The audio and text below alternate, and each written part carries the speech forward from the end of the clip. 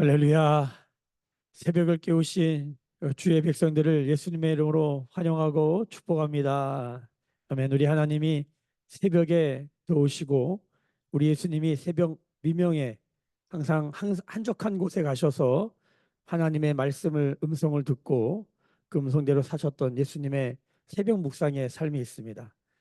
우리가 하나님이 새벽에 도우시고 예수님도 그렇게 사셨기 때문에 우리가 이 새벽을 깨우는 줄로 믿습니다. 사실 6시면은 이제 새벽이라고 말하기도 어려워요. 왜냐하면 새벽이면은 저 6시 5시 반쯤에서 이제 여기 올라오다 보면 해가 정동 향해서 떠오르는데 눈부실 정도 쳐다볼 수 없을 정도로 아주 그냥 땡땡하게 쌩쌩하게 뜹니다. 그러니까 사실 새벽이라고 말하기는 좀 뭐죠. 새벽은 뭡니까? 아직 해가 다 뜨지 않은, 그렇죠? 불구스름하게 이제 하늘이 밝아오는 이게 새벽인데, 네. 어쨌든 시간을 넘어서 우리의 마음의 새벽이 시작되는 줄로 믿습니다. 새벽에는 하나님이 도우신다. 새벽에는 예수님도 하나님의 음성을 들었다. 오늘도 도우시고 우리 가운데 말씀하시는 그 하나님 앞에서 주님의 말씀 받기를 예수님의 이름으로 축복합니다.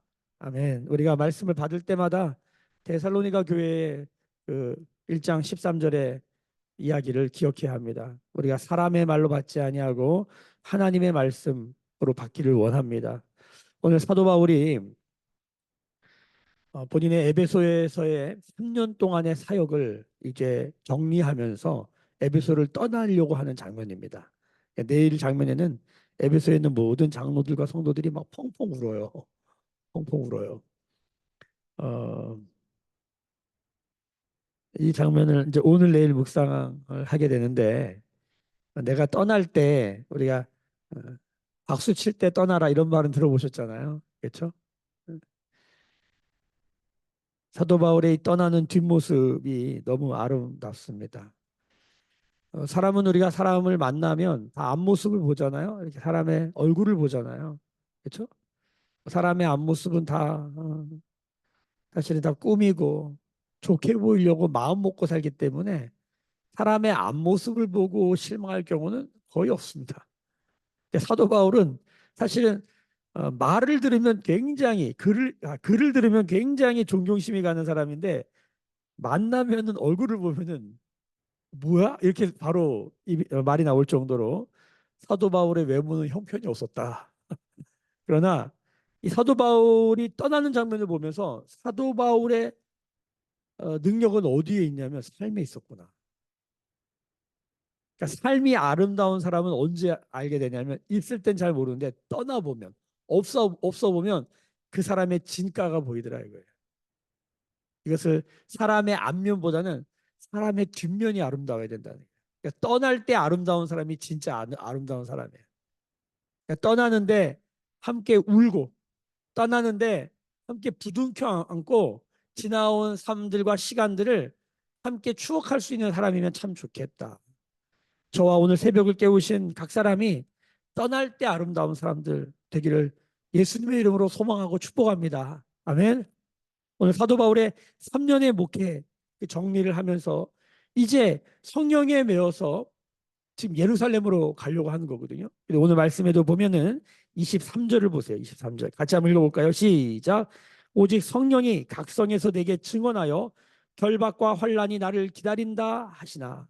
지금 사도 바울이 이 아가야 지방에서 지금의 그리스 지방에서 마게도냐를 지나서 지금 아시아를 지나서 어디로 예루살렘을 향해 가려고 에게를 중심으로 이렇게 돌아서 지금 예루살렘으로 가는 그 여정에 각 성에 갈 때마다 지금 예루살렘을 향해 가는데 이런 거예요. 지금 서울에서 부산을 가려고 그러는데 여기 지나가는 데가 있잖아요. 뭐 청주를 지나고 대전을 지나고 뭐 중간에 대구를 지나고 부산을 향해 가는데 각 성, 각 도시에 갈 때마다 성령이 말씀하시는 거예요. 너 예루살렘에 가면 결박과 환란을 당한다. 그럼 누가 가겠습니까? 가면은 결박과 환란이 기다리는데 결박 묶이는 거예요. 콱. 여러분 잡혀보셨습니까? 저는 공안에 2번 잡혀봤는데 장난이 아니에요. 그 위협감과 공포감, 그 두려움, 누가 날 잡는 거예요. 그리고 어디를 끌고 가는 거죠. 무서워요. 어, 누가 나를 잡는다. 가면 잡힌다. 그리고 환란을 당한다. 환란. 환란의 뜻이 원어를 보면 외적인 고통과 내적인 압박, 스트레스와 압박이에요. 우울증 바로 걸리고 불안증 공황장애 난리가 나는 거예요. 거기 가면 그런 일이 벌어진다는 거예요. 갈 수 있냐는 거예요. 근데 사도 바울도 사람이면 못 가요. 그런데 딱 한 가지의 단서가 있어요. 성령에 매여서. 성령에 매여서. 성령에 매여서 가는 거예요. 그래서 이제 에베소에서 이제 아시아 넘어왔기 때문에 이제 조금 있으면 이제 예루살렘이에요. 이제 마지막 성이에요. 여기서 이제 3년을 머물면서 사역했던 그 시간을 정리하면서 성도들에게 에베소 교회 성도들에게 자신의 뒷모습을 보여줍니다. 오늘이 그 이야기입니다. 내일까지 그 이야기인데 성령에 매인 사람은 어떻게 사는가? 여러분 무엇에 매여 있습니까? 돈에 매여 있고, 그렇죠? 사람한테 매여 있고, 상처에 매여 있고, 우리가 다 매여 살아요. 그렇죠? 마치 짐승들이 이 코에 뭐가 딱 걸려가지고 끄는 대로 살아야 되잖아요. 우리는 뭐에 걸려 있냐는 거예요. 뭐에 매여 있냐는 거예요. 그러니까 매이는 게 꼭 나쁜 것만은 아닙니다. 우리가 결혼이라는 걸 하면은 남자 여자가 예를 들어서 남자가 여자를 만난다. 여자가 남자를 만난다. 이 세상에 인구가 60억인데 그중에 반은 남자고 반은 여자인데 이렇게 생각했을 때 그 반 30억 중에 대략 30억 중에 내가 단 한 사람에게 매이는 거거든요. 단 한 사람에게 매이면 자 30억 중에 1억 명이 결혼 대상자라고 생각합시다. 그 중에 한 사람한테 매이는 거예요. 그럼 나머지 9,999만 9,999명은 다 내려놓는 거예요. 한 사람에게 매이는 거예요. 근데 이게 사랑이 아니면 이건 지옥입니다. 근데 사랑이 얼마나 놀라우냐면 9,999만 9,999명을 내려놔도 그 사랑 때문에 한 사람에게 매여 있는 게 뭐라고 고백하냐면 행복이다. 영광이다. 뭐 이런 얘기를 하는 거예요. 여러분 우리가 예수님을 믿는다라는 것은요. 예수님 외의 모든 것은 다 배설물로 여기는 거예요. 예수님께 매이는 삶. 오늘 사도 바울은 성령님께 매인 삶. 그러니까 사도 바울이 예수님께 매인 삶을 고백할 때마다 자기를 뭐라 그러냐면 나는 예수님의 종이다 이렇게 하지 않고 나는 예수님의 노예다 이렇게 말해요. 노예, 이건 슬레이브. 그러니까 종과 노예는 달라요. 종은 그래도 자기 권리가 조금 있어요. 월급도 받고. 근데 노예는 월급이 없어요. 월급이 없어. 그냥 밥 먹여주는 것도 감사한 거야. 그러니까 사도 바울이 예수님을 향해서 자기를 노예라고 고백해요. 나는 예수님의 노예다. 난 예수님께 묶였다. 그러니까 이제 그 당 우리 그 이 고대 근동에 사형 제도 중에 십자가에 달리는 형이 있고 이게 제일 험악한 형이고 그다음에 험악한 게 뭐냐면 죽은 시체와 산 사람을 묶어요. 묶어 가지고 광야에 버려요. 이거는 뭘 아프다기보다는 엄청난 고독감. 그러니까 죽은 사람이랑 묶여 사는 게 어떨 것 같아요? 생각하면 끔찍하지 않습니까? 이게 사용 방법 중에 하나였어요. 잔인한 거 인간이 이렇게 잔인해요. 그런데 여러분 우리가 예수님께 묶였다라는 것은 우리가 예수님께 묶여서 세상을 산다는 것 여러분 이건 어떤 것입니까? 진정한 생명을 얻었다라는 거예요. 할렐루야. 그러니까 예수님께 매였다. 오직 주의 사랑에 매여 내 영 기뻐 노래합니다. 예수님께 매여서 가는 삶. 여러분 무엇에 매여 사냐는 거예요. 오늘 사도 바울은 성령님께 매여 간다. 그러니까 사도 바울의 삶은 이 성령님께 매였다라는 한 단어로 다 정리가 돼요. 성령님께 매어서 가는 그 길, 그 사명의 길, 그걸 얘기하는데 특별히 에베소에서 어떻게 성령께 매어 살았는지 그것을 말합니다. 오늘 19절 말씀을 보셔야 됩니다. 19절 말씀 같이 읽어보겠습니다. 시작. 곧 모든 겸손과 눈물이며 유대인의 관계로 말미암아 당한 시험을 참고 주를 섬긴 것과.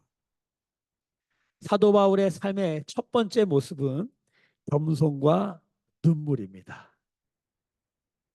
사도 바울의 목회는 첫 번째 겸손한 목회였다. 그리스도의 삶 안에 첫 번째 덕목을 꼽으라면 사도 바울은 겸손을 말하는 것입니다. 겸손은 무엇입니까? 배우려고 하는 마음이에요. 들으려고 하는 마음이에요. 여러분, 우리가 이 새벽에 주 앞에 나왔다는 게 뭡니까? 겸손이 나온 것입니다. 우리가 하나님의 말씀으로부터 배우겠다는 거예요. 듣겠다는 거예요. 그러니까 예수님이 이 겸손이 얼마나 중요하냐면 겸손이 없으면 마음에 쉼이 없습니다. 배우려는 마음. 근데 이 배우려는 마음, 겸손한 마음, 낮은 마음, 들으려는 마음, 이 마음이 겸손의 마음인데 어느 정도냐면 여기 모든 겸손이에요. 모든 겸손. 이게 뭔 소리냐면 예를 들어서 배울 만한 사람한테 배우는 건 누구든지 할 수 있어요. 공부 많이 했다. 훌륭하다. 다 배우죠. 그런데 배울 만한 사람이 아니야. 그럼에도 불구하고 그 사람을 통해서 뭔가 배우려고 해. 이 자세와 태도입니다. 어린 아이인데도 어린 아이에게도 뭔가 배울 게 있을 거라고 생각하는 거예요. 사도 바울은 자신의 삶의 모든 걸 통해서 뭔가를 배우는 거예요. 사도 바울은 이것을 빌립보서와 디모데 전후서를 보면 그 유명한 고백을 합니다. 사도 바울의 삶의 목표는 어디에 있었냐면 예수 그리스도를 아는 것이에요. 성공해도 예수님을 아는 것, 실패해도 예수님을 아는 것, 건강해도 예수님을 아는 것, 병들어도 예수님을 아는 것, 내 안에 가장 귀한 것, 예수님을 아는 것. 사람을 만났어요? 예수님을 아는 것. 나를 지지하고 격려하는 사람을 만났어요? 예수님을 아는 것. 나를 반대하는 사람을 만났어요? 예수님을 아는 것. 이게 모든 겸손입니다. 내가 어떤 상황에서든지 누구를 만나든지 내 삶의 유일한 표대 예수님을 아는 것. 사도 바울은 여기서 실패하지 않겠다는 거예요. 그리스도의 삶에 하나님의 선하심은 여기에 걸려 있습니다. 실패가 없습니다. 성공도 실패도 모두 하나님의 선하심을 아는 것. 하나님 그분을 아는 것. 할렐루야. 목사가 말씀을 잘 전해도 하나님을 아는 것.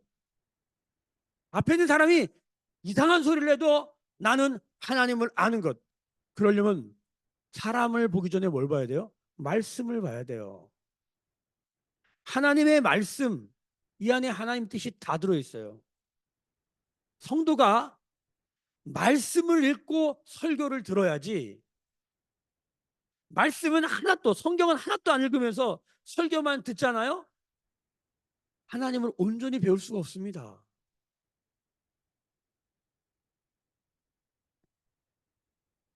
여러분 우리의 삶 안에 이, 이 DNA와 이 능력이 장착되는 것이 가장 축복인 줄로 믿습니다. 할렐루야. 어린아이를 보는데도 예수님을 알아가는 거예요. 아멘. 내 삶에 수많은 고난과 환난과 핍박과 결박이 나타나는데도 예수님을 아는 거예요. 뭘 해도 예수님을 아는 거예요. 이런 사람들을 뭐라 그러냐면 세상이 감당할 수 없는 사람이다. 뭘 하다가 우리가 잘 나갈 수 있잖아요. 예수님을 아는 거예요. 이런 사람들은 잘 나간다고 절대 우쭐거리지 않습니다. 살다가 보면 병도 들고 상처도 받고 아픔도 있는데 그걸 통해서도 예수님을 배우는 거예요. 하나님 이 일을 통해서 제가 배워야 될 게 뭐예요? 이 일을 통해서 저에게 훈련시키고자 하는 것이 뭐예요? 그냥 주님을 아는 것이에요. 사도 바울 나중에 다윗이 살인죄와 간음죄를 짓잖아요. 그리고 하나님을 깊이 경험합니다. 우리가 우리의 삶에 죄를 발견했어요. 그래도 예수님을 알아가는 은혜가 있으면 여러분 이건 너무너무 귀한 것입니다. 아멘. 예수님을 아는 것에 온통 초점이 있으면 우리의 삶엔 실패는 없습니다. 그게 영생입니다. 영생은 곧 유일하신 하나님과 그의 보내신 자 예수 그리스도를 아는 것이다. 야다. 기노스코. 경험하는 거예요. 하나님을 경험하면서. 여러분 오늘도 어떤 기대가 있습니까? 하나님을 경험하는 거예요. 하나님을 경험할 기대로 가득 차 있는 거예요. 그 시작이 뭐냐? 모든 겸손입니다. 사도 바울은 목회를 하는데 기본이 뭐냐면 이 모든 상황을 통해서 이 모든 사람들을 통해서 예수님을 아는 것이에요. 할렐루야. 모든 겸손이에요. 모든 겸손. 여기서 끝난 거예요. 그런데 그 다음 단어가 중요하죠. 눈물이에요. 여러분 예수 믿으면 은혜가 있습니다. 이 은혜는 예수님이 우리에게 당신을 알려주시는 거예요. 이게 은혜예요. 할렐루야. 우리가 주님을 알아가는 게 은혜예요. 너무 좋아요. 너무 좋아요. 여기에는 모든 지혜와 지식과 모든 보화가 여기 다 들어있어요. 여러분 예수님 붙들면 다 얻습니다. 믿으십니까? 나머지 다 따라오는 거예요. 나머지 축복은 다 따라오는 거예요. 행복하려고 몸부림치지 마시고 축복받으려고 몸부림치지 마시고 우리 주 예수 그리스도를 딱 잡는 거예요. 거기 다 있어요. 아멘. 자, 그런데 그렇게 살면 우리는 어떻게 생각해요? 야, 샤랄랄라 샤방샤방 너무 좋을 것 같은데 성경은 분명히 말합니다. 은혜는 반드시 뭘 가져오냐면 은혜와 함께 고난이 따라온다는 거예요. 영광을 원합니까? 고난이 따라온다는 거예요. 부활을 원합니까? 십자가가 따라온다는 거예요. 가나안을 원합니까? 광야가 따라온다는 거예요. 근데 얄팍한 신앙의 특징은 뭐냐면 이런 거예요. 고난은 절대 안 받고 영광은 받기를 원하고 십자가는 절대 통과하지 않고 부활은 하기를 원하고 가나안은 넘어가고 싶은데 광야는 안 지나고 싶은 거예요. 요거는 제가 분명히 말씀드립니다. 성경이 말합니다. 꺼리낌 없이 말합니다. 그것은 가짜입니다. 가짜입니다. 가짜. 내가 그러고 있거든. 내가 지금 가짜에 속고 있구나 이렇게 생각하셔야 돼요. 모든 겸손에는 주님을 알아가는 삶에는 뭐가 따라옵니까? 눈물이 따릅니다. 눈물. 사도 바울이 목회하면서 엄청 운 거예요. 네. 주님을 알아가는 삶에 내 삶을 걸었더니 시작이 뭐예요? 눈물이에요. 눈물. 은혜를 사모하니까 뭐가 와요? 고난이 와요. 그래도 예수님 믿으시겠습니까? 아니 사랑해서 결혼했는데 알아가는 삶이 이야 눈물의 시간 눈물의 시간. 눈물이 정확한 의미가 뭐냐면 이걸 사람의 슬픔이잖아요. 우는 거거든요. 왜 우냐면 운다는 것의 감정의 정의가 뭐냐면 상실이에요. 상실. 상실의 감정이라고 그래요. 슬픔이 뭘 잃어버린 거예요. 우리가 돈을 잃어버려요. 눈물 납니다. 건강을 잃어버려요. 눈물 납니다. 그런데 우리가 주님을 알려고 하는데 왜 눈물이 날까요? 여러분 주님을 아는 것에 모든 것을 갖다 놓으면 9,999만 9,999 이것은 나에게 더 이상 가치가 안 돼요. 우리가 애들한테 돈을 줘보면 100원짜리 500원짜리 짤랑짤랑 그 소리가 좋아가지고 그거 꼭 쥐고 있습니다. 아이들에게 거기다가 5만 원짜리 10만 원짜리 1억짜리 종이 수표를 암만 갖다 줘도 애들은 이 소리가 좋아가지고 이걸 안 잡아요. 단 한 가지 이유예요. 가치를 모르기 때문에요. 요걸 잡으려면 요거 내려놔야 돼요. 예수님 안에 모든 게 들어있다. 이거 붙잡으면 나머지는 다 내려놓는 거예요. 이거 무슨 소리냐? 이건 우리의 삶에 더 이상 우선순위가 되지 않는다는 거예요. 너무 세게 말하나요? 이게 무슨 소리입니까? 예수님을 붙잡으면 나머지는 상실되는 거예요. 근데 여러분 기억하세요. 그건 상실되는 게 아닙니다. 우리가 그걸 붙잡지 않고 거기에 매이지 않는다는 거예요. 이게 무슨 소리입니까? 그게 따라옵니다. 여러분 우리가 돈을 붙잡지 않고 하나님을 붙잡고 가면 물권과 인권이 따라온다는 거예요. 이게 성경이 우리 안에 가르쳐준 지혜예요. 인사이트. 안을 들여다보라는 거예요.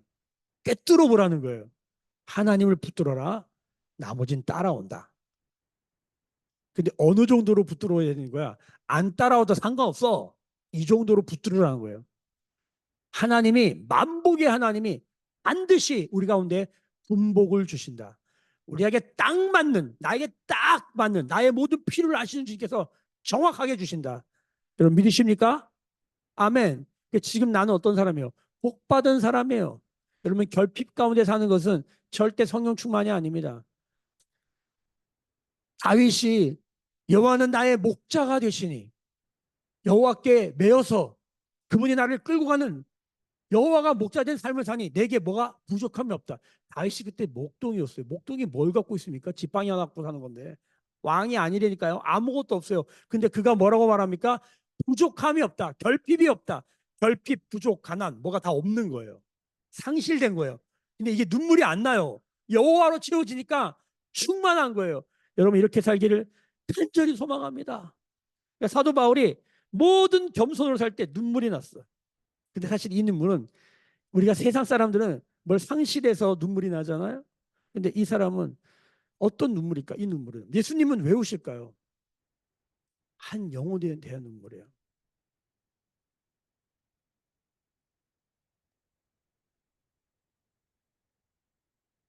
제가 지금 서울 강동 지방에 교직자 수련회를 준비하는 총무로 일하고 있습니다. 교육자의 총무로 일하고 있습니다. 일하고 있는데 이번에 9월 달에 목사님들을 모시고 베트남 나트랑으로 수련회를 떠납니다. 그걸 준비하고 있습니다. 준비하고 있는데 보통 어, 예년의 경우에 가는 인원이 있습니다.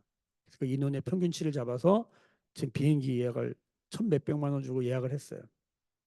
그런데 너무 신청을 안 하는 거예요. 최소 63명에서 70명이 가야 돼요. 근데 46명이야. 이것도 막 몸부림을 쳐서 전화하고 막 해서 46명이니까 그러니까 나머지 한 20명 정도가 지금 모자란 거예요.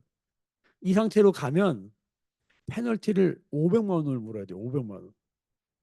500만 원 물어야 돼요. 이게 지금 심각한 상황이에요, 사실은. 그런데 아, 이게 지금 가능성이 없어요. 더 사람들이 더 갈 만한 가능성이 많아 보니까. 그러니까 이걸 그대로 돈을 내고 그러니까 500만 원을 그냥 벌금으로 페널티로 내고 그냥 지금 가고자 한 사람들만 가야 돼요. 근데 제가 총무인데 이 성도들의 헌금으로 교회 헌금으로 움직이는 건데 야 이건 진짜 아니다. 이거 못하겠다. 제가 이제 그걸 고백하고 이 돈을 페널티로 내지 말고 못 가시는 분들에게 그냥 파격적인 할인을 해서 사람을 데려가자. 사람이 가는 게 중요하지. 돈을 써야지. 돈을 이렇게 하면 어떡하냐. 근데 사람을 아주 할인해서 더 데리고 가면 다른 부담이 생겨요. 다른 부담감, 돈을 더 써야 돼요. 그럼에도 불구하고 제가 지금 이것을 나누고 있어요. 사람을 얻자. 돈을 쓰고. 어, 뭐좀 자세한 얘기를 다 드릴 수 없지만 이렇게 얘기하니까 저는 어떤 마음이 드냐면 그냥 벌금 내면 돈 내면 끝인데 그러면 제가 열심히 일할 이유를 못 찾겠어요. 근데 정말 가고 싶은데 돈 때문에 못 가는 목사님들이 있거든요. 가난한 개척교회 목사님들 있잖아요. 너무 가고 싶은데 못 가요. 왜냐면 1인당 내야 될 돈이 있지 않습니까? 1인당 85만 원을 내야 되는데 못 내요. 그러면 반만 내고라도 좀 가시면 좋겠다.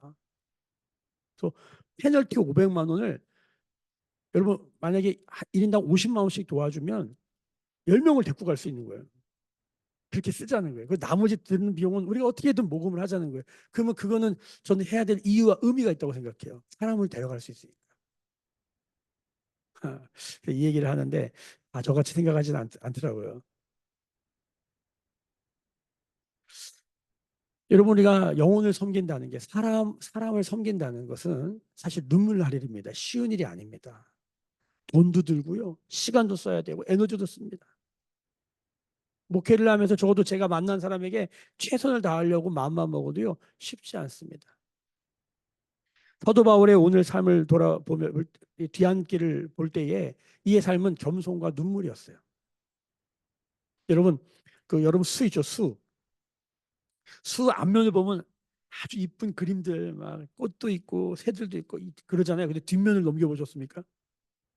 수에 두면은 볼품이 하나도 없습니다. 그런데 그 뒷면 때문에 앞면이 있다는 걸 아셔야 돼요. 그러니까 제가 가끔 성도들의 손을 볼 때가 있어요. 얼굴이 아주 예쁘장하게 아주 그냥 이렇게 공주님처럼 그런 집사님, 권사님들 손을 이렇게 보면 손이 그냥 아주 울퉁불퉁해요. 딱 봐도 알아요. 이분은 겉보기와는 달리 일을 많이 하셨구나. 소위 고생을 많이 하셨구나. 예. 오늘 여기 하나목자매님 나오셨는데 하나목자매님도 보면은 사실 이분 이쁘잖아요. 내가 옛날에 날렸을 뿐이야. 근데 이분 손을 보잖아요. 일 많이 하신 분이에요. 그러니까 어른들은 손 보고 그 사람의 삶을 본다잖아요. 얼굴 보고 판단하지 않고. 그리스도인의 삶의 뒷모습은 겸손과 눈물입니다. 한 영혼을 얻기 위한 겸손, 한 영혼을 얻기 위한 눈물. 오늘 19절에 보면은 유대인의 간계로 말미암아 당한 시험을 참았다. 겸손과 눈물과 뭐가 연결돼요? 시험을 참는 인내. 그리고 뭡니까? 주를 섬겼어요. 여기서 주를 섬겼다라고 할 때 이 섬김은 예배입니다. 예배. 겸손하며 눈물을 흘리며 인내하며 예배했다는 거예요. 여러분, 예배에 생명 걸기를 예수님의 이름으로 축복합니다. 예배가 가벼워지잖아요. 하나님을 경외할 수가 없습니다. 예배가 희미해지잖아요. 신앙은 바로 희미해집니다. 제가 중국에서 1,000명이 되는 한인교회가 한순간에 사라지는 것을 경험했는데 하나만 하면 됩니다. 중국 공안이 와서 예배당 입구 주일 오전 11시에 예배를 드리는데 예배당 입구에 X표를 딱 해서 붙여놓습니다. 요거 뜯으면 직결 처분이 가능합니다. 아무도 못 뜯습니다. 주일날 11시 예배 문 앞에다가 요거 X자 하나 펴놨는데 교회가 해산됩니다. 예배를 못 주일 예배 11시가 이 아무 그냥 예배 그냥 안 들어도 상관없잖아요. 근데 여러분 주일 예배 11시가 무너지잖아요. 그럼 교회는 무너집니다. 그런데 그 주일 예배 11시를 지키려고 청년들과 함께 산으로 들로 심지어는 바에 가서도 주일날 11시에 예배를 드렸더니 여러분 교회가 교회 되더라고요. 그런데 간단해요. 여러분 주일날 11시 예배 있잖아요. 그거 한 달만 드리지 말아 보세요. 여러분 어떤 삶이 벌어지나. 신앙에 왜 주일이 우리가 왜 주일을 생명 걸고 지키냐면 이게 아무것도 아닌 게 아니라 전 중국에서 온몸으로 체험했어요. 이게 멈추잖아요. 간단합니다. 끝납니다. 교회는. 근데 만약에 흩어졌는데도 주일날 11시에 집에서 흩어진 그 자리에서 예배를 드린다? 신앙은 계속됩니다. 대한민국이 정말 극단적인 상황에 전쟁이 일어났다.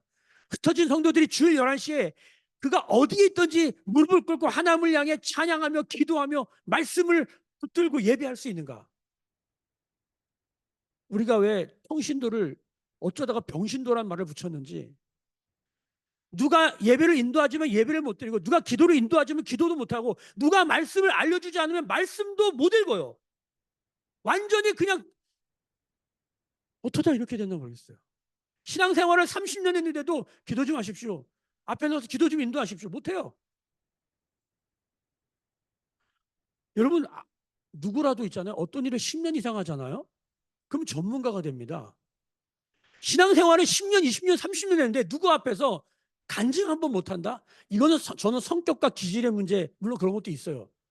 근데 저는 이거 이상한 거라고 생각해요.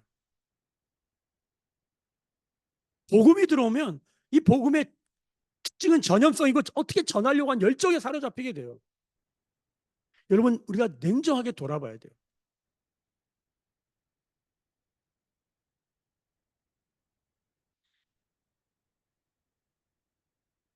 어디 있든지 하나님을 예배할 수 있는가?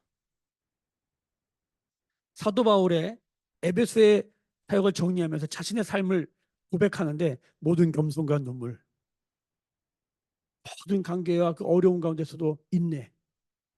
그러면서 주님을 예배했다. 우리가 이런 말, 주일을 지키면 주일이 나를 지킨다.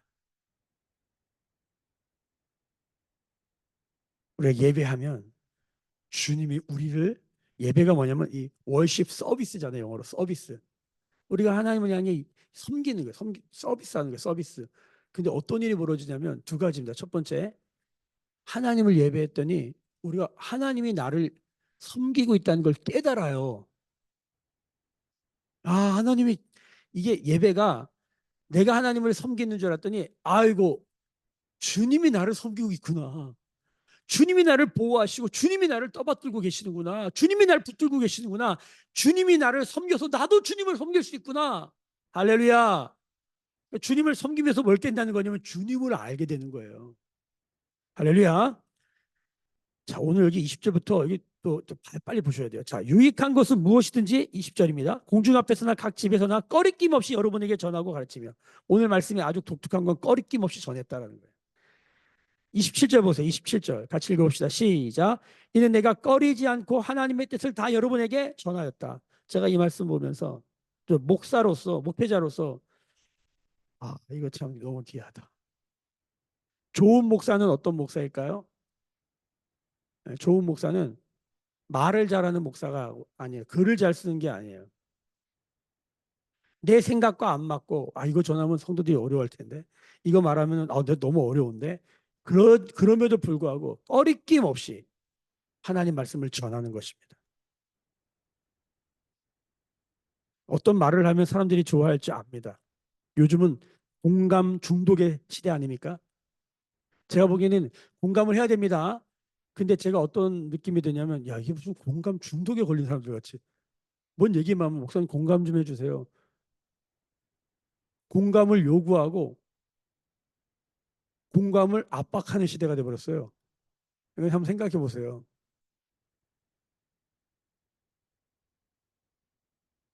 내가 사람을 때렸어요. 사람들이 저 사람 막 울고 있어요. 때린 사람이 얘기하는 거예요. 내가 때린 이유가 있다고. 나 좀 공감해 달라고. 야, 그런 분들에게 어떻게 말해야 됩니까? 회개하라. 말을 생각은 하는데 걸려요. 꺼리낌이 없이 하나님의 말씀을 하나님의 말씀으로 전하는 목회자가 좋은 목회자인 줄로 믿습니다. 아멘. 여러분 그런 목회자는 죄송하지만 목사도 잘해야 되는데 성도들에게도 받은 책임이 있어요. 귀에 듣기 좋은 말만 하나님의 말씀으로 마사지만 받길 원해. 메시지가 나가면 불편하면 교회 떠나요. 그러니까 목회자는 성령께 매이고 하나님의 말씀을 꺼리낌 없이 전하기를 그렇게 원하면서 본인은 성령에 매여 있지 않아요. 성령에 매인 사람은 힘들다고 떠나지 않습니다. 절대로. 보세요. 힘들면 예루살렘 가지 말아야 가잖아요.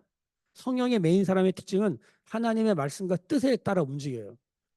그러니까 목회자를 바라면서 우리 목사님은 꼭 성령에 매이고 말씀에 매이고 주의 뜻에 매여 있기를 바라면서 본인들은 하나도 매여 있지 않아.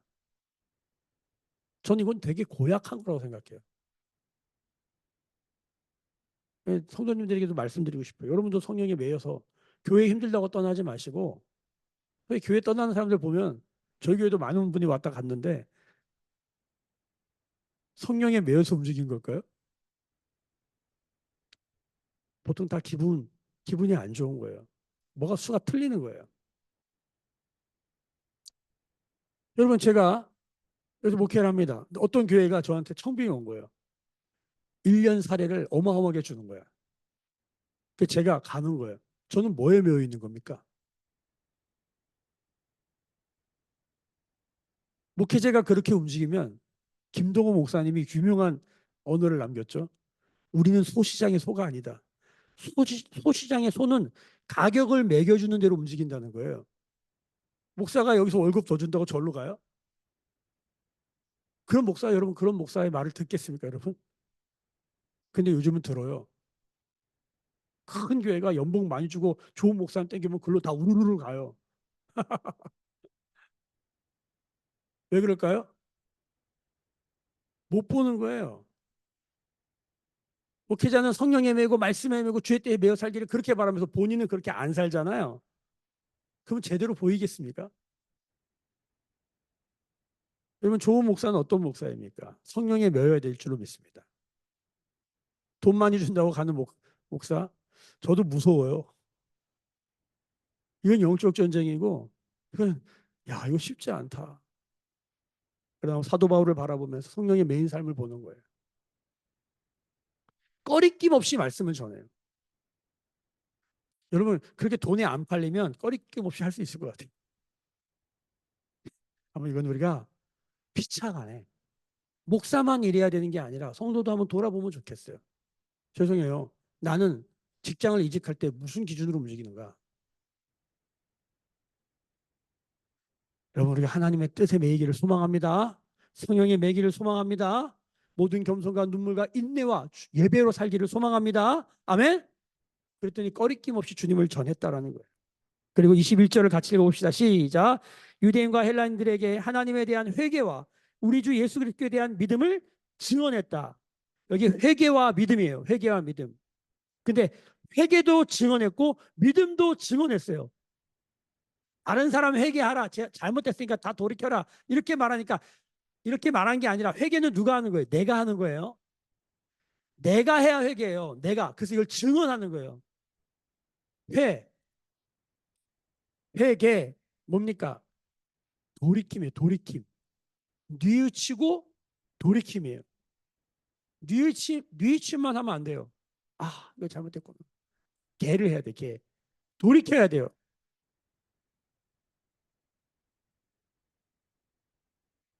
누가 해야 돼요? 내가 해야 돼. 그래야 증언이 되는 거죠. 믿음? 남이 믿는 게 중요한 게 내가 믿어야 돼요. 그게 뭐예요? 증언이 돼야지. 회개한 믿음은 내 안에 있어야 될 줄로 믿습니다. 아멘? 그러니까 사도 바울도 자신의 회개를 증언했고 자신의 믿음을 증언한 거예요. 자, 사도 바울의 에베소에서의 목회의 뒷모습이에요. 제가 오늘 번호를 매겨봤더니 5개예요. 이거를 가지고 자 22절에 성령에 매어 살았다는 거예요. 그랬더니 그 유명한 고백 23절에 오직 성령이 각성해서 네게 증언하여 결박과 환난이 나를 기다림에도 불구하고 24절 다 함께 읽겠습니다. 시작. 내가 달려갈 길과 주 예수께 받은 사명 곧 하나님의 은혜의 복음을 증언하는 일을 마치려 하면은 나의 생명조차 조금도 귀한 것으로 여기지 아니하라. 여러분 이런 삶은 어떻게 나타납니까? 성령에 매였어. 앞에 우리가 5가지의 모든 겸손과 눈물, 인내, 예배, 꺼리낌 없이 하나님의 말씀을 전하고 회개한 믿음을 증언하는 삶. 이것이 성령의 메인 삶이에요. 이렇게 살면요. 24절의 고백이 나오는 거예요. 24절의 고백이 멋있어서 이걸 암송하시는 분들이 많은데 여기는 이건 멋진 그냥 말이에요. 그런데 이게 말로만 끝나지 않고 이것이 삶이 되는 길은 바로 그 앞에 사도 바울이 말하고 있는 사도 바울의 뒷모습이에요. 뒷모습. 여러분 우리 모두 뒷모습이 아름다운 뒤안길이 아름다운 믿음의 성령의 메인 삶이 되기를 예수님의 이름으로 소망하고 축복합니다. 시간이 너무 많이 갔기 때문에 25절부터 내일 말씀은 오늘 저녁에 금요 예배 때 나누도록 하겠습니다. 기도하겠습니다. 지금은 우리 주 예수 그리스도의 은혜와 하나님 아버지의 크신 사랑하심과 성령의 감화 감동 충만케 하시며 뒷모습이 아름답게 하시는 성령의 메인 기름 부심이 오늘 머리 숙여 묵상하며 기도하며 예배하는 주의 백성들의 머리 위에 그들의 삶과 가정과 생업과 일상과 일터 위에 매일교회와 조국교회와 열방에 나간 선교사님들 위해 지금부터 영원까지 함께 계실지어다. 아멘. 주의 영광 이곳에 가득해 우린 선해 주님과 함께해 찬양하며 우리는 전진하리 모든 열방 주 볼 때까지. 오늘 주신 말씀 붙들고 성령에 매어 살기를 원합니다. 모든 겸손과 눈물과 인내와 예배와 하나님의 말씀을 끊김없이 전하는 회개와 믿음의 증언 가운데 살기를 원합니다. 성령님 나를 붙들어 주시옵소서. 성령님 주님 따라 살게 하여 주시옵소서. 오늘도 주님을 아는 것이 내 삶의 모든 삶의 목표가 되게 하여 주옵소서. 우리 성령이 나타나 저도리 가운데 행하시는 일을 증언하는 삶 되기를 원하오니 오늘도 그리스도의 몸을 지켜주시고 들어주시며 우리의 가정과 개인의 삶과 우리 자녀들을, 우리 부모님들을, 우리 형제와 자매들을 주의 오른손으로 성령에 매이게 하여 주시옵소서. 그런 나라와 민족을 위해서도 함께 우리 마음을 다하여 통성으로 기도하도록 하겠습니다. 마음껏 기도하시고 은혜롭게 기도하시고 자유롭게 흩어지시겠습니다. 부르짖어 기도하십니다. 주여